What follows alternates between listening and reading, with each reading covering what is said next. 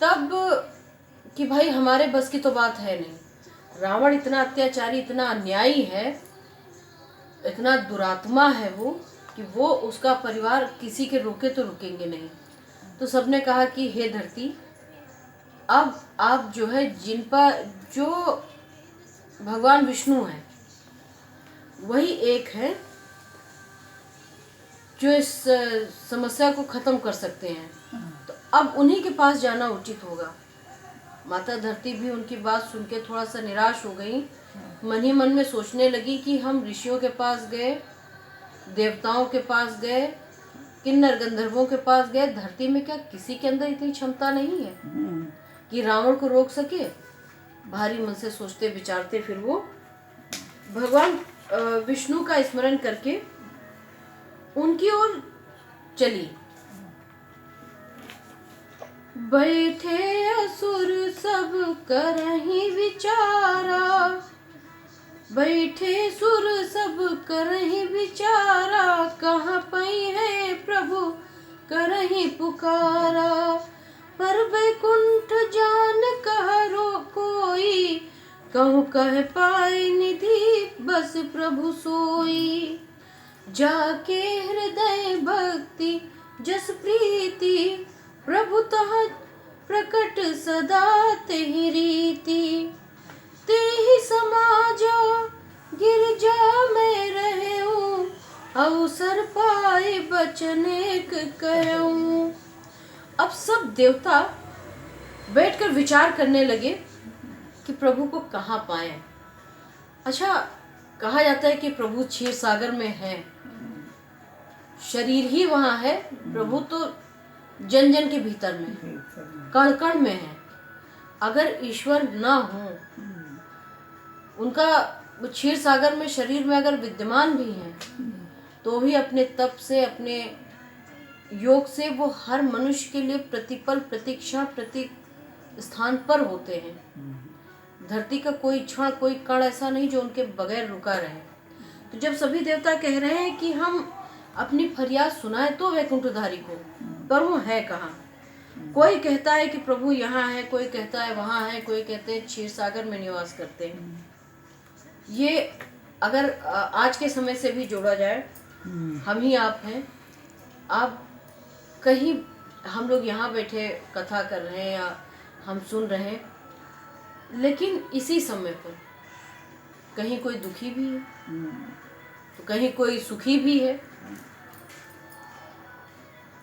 तो कुछ हर तरह के लोग हैं, तो कोई ऐसा नहीं है कि जो एक ही भाव का है और प्रभु सबके लिए है। अगर हम भाव से कह रहे हैं, आप भाव से सुन रही हैं, तो आपके मन में भाव है कि भगवान है, तो भगवान है, यहाँ भी विद्यमान है। जहाँ जो दुखी है भगवान को पुकार रहा है, भगवान वहाँ भी है। तो वैकुंठधारी एक जगह तो होने से रहे, वो तो लीलाधारी हैं, वो चराचर में विद्यमान है, हर जगह है। और कहते हैं कि अब जब सभी देवता माता पृथ्वी की जो वेदना है, तकलीफ है, सुन के विचार करके आपस में बात कर रहे हैं कि भगवान कहाँ है इस समय, कहाँ उनसे संपर्क किया जाए। अब आज की तरह के टाइम में उनके पास मोबाइल फ़ोन तो था नहीं, इंटरनेट वाला सिस्टम नहीं था, लेकिन जो सिस्टम उनके पास था वो आज इंसानों के पास नहीं है। हम लोग फ़ोन मिलाते हैं, बात करते हैं, और अगर नेटवर्क ना मिले तो फिर जब नेटवर्क मिले। भगवान योग साधना तप में इतनी शक्ति है, और जो मंत्र हैं, वैदिक मंत्र हैं, उनमें इतनी शक्ति है कि लोग अब तो नहीं, और ये अभी भी करते होंगे, लेकिन पहले के ज़माने में एक दूसरे से संपर्क भी वो साधते थे। टेलीपैथी एक ऐसी टेक्निक है जिसे हम लोग फ़ोन से बात करते हैं, तो फ़ोन से नहीं, उसके लिए थोड़ा सा प्रयास करना पड़ता है। कहीं कोई दूर दराज व्यक्ति हो जिसको वो विद्या आती है, आपको आती है, बिना किसी फ़ोन के, बिना किसी सेटेलाइट के भी उससे संपर्क कर सकते हैं मन की तरंगों के द्वारा। तो बहरहाल पहले के ज़माने में देवताओं में ज़रूर था, मन की तरंगों से खोज लिया करते थे। तो अब सब ये कह रहे हैं कि जिसके हृदय में प्रभु की जैसी भावना होती है, प्रभु तो वहीं होते हैं, और सदा उसी रीति से भगवान को पाया जा सकता है। तो अब सब आपस में विचार विमर्श करके फिर चलो प्रभु के पास चला जाए, एक मतलब टीम बनी। अच्छा, टीम बने के एक कारण हो रहा, सब तो आता ताई से परेशान रहे, ओके कामे रहा जे सर उठावा, ओके 2 घंटा परे चलो जेल भरो आंदोलन शुरू। रावण कोई का सुखी ना रहा दीस, काल पैर के नीचे रहा। शनिदेव महाराज आजकल कहा था शनि कोई की कुंडली में हुए आदमी ऐसे भी आयत मर जाए, अब पता नहीं का हुई। ई पंडित हुई बाबा, ई योगी से अपन जाओ उपाय कराओ। शनिदेव रावण के यहाँ पता नहीं कितने साल बंधे रहे, बिल्कुल बंधे रहे।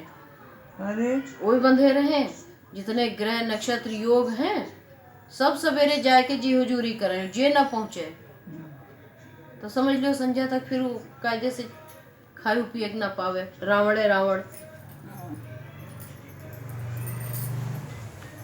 अगर कहा थे कौन पिक्चर के हीरो स्ट्रांग हुआ थे तो उससे ज्यादा स्ट्रांग हुआ थे ओके विलन।